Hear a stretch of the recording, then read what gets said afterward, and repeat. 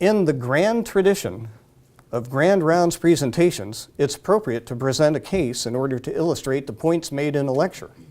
The person I bring to you is Lisa. She's the fictionalized component character who's the star in the book I'm writing.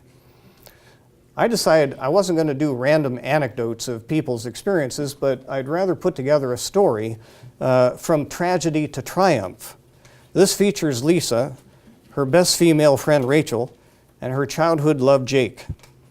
Lisa illustrates all the points in the development of a 3-layered healing plan, and she shows how it works.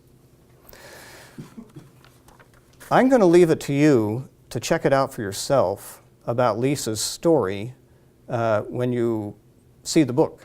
But I would like to say to you about Lisa what it was like for me to meet her. And this is a description of our first meeting. When she arrived for her first appointment, Lisa was surprisingly timid. I knew that she owned a successful styling salon in Midtown Manhattan with several employees. She seemed pleasant and charismatic, so why the scared rabbit, I wondered. She was petite, stylish, and clearly uncomfortable. I asked her why. It's because I don't trust you. Well, that makes sense, I said. You don't know me. I knew there must be more. After some small talk, she told me about her disappointments with therapists and psychiatrists. Psychiatrists don't listen, and psychotherapists have their own agendas, she said. Plus, antidepressants are toxic and they don't do any good. Why did you decide to come see me, I asked. I hoped you would be different. That's when Lisa asked me some hard questions about whether I would help her heal. Kind of reminded me of meeting the shaman. As I got to know Lisa, I learned that her father would get drunk and abuse her. Lisa felt that she drank too much herself and she shopped too much. So she stopped drinking and she tore up her credit cards. Her mother's father committed suicide and her mother had panic attacks. Lisa had bouts of suicidal thoughts, but had never deliberately harmed herself except with some high-risk sexual encounters. She had good friends but wanted to be in love. She had a good job, but it was very stressful and it lacked meaning and fulfillment. This is Lisa's 3-layered healing plan.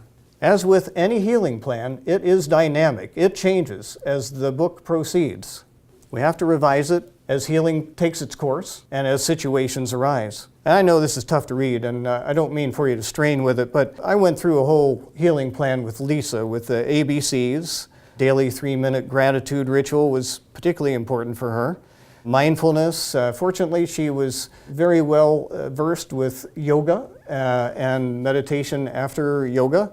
I recommended no sugar, try not having gluten, stay below your stress threshold with stress management, try to spend less than you make, try not to drive when everybody else is driving, practice self-forgiveness, spend time with people you love, fall in love if you can. She was in psychotherapy one-on-one and group therapy. We met every 2 weeks, and then she had group therapy once a week. So, restoration. Lisa was spinning her wheels. She just couldn't get anywhere, therapy and spiritual guidance, because of the genetics that she experienced from her mother's side. It was very scary for me because I didn't know how much of that genetic predisposition toward suicide she may have had. So we talked about suicide a lot, very openly. And she did benefit from an antidepressant, which helped reduce her symptoms enough that she could function more effectively in treatment, in therapy. What happened over time is, you'll perhaps find out for yourselves that there was a gradual shift in her relationship with Jake, which led to some need for medication changes. That's all I have to say about it for now.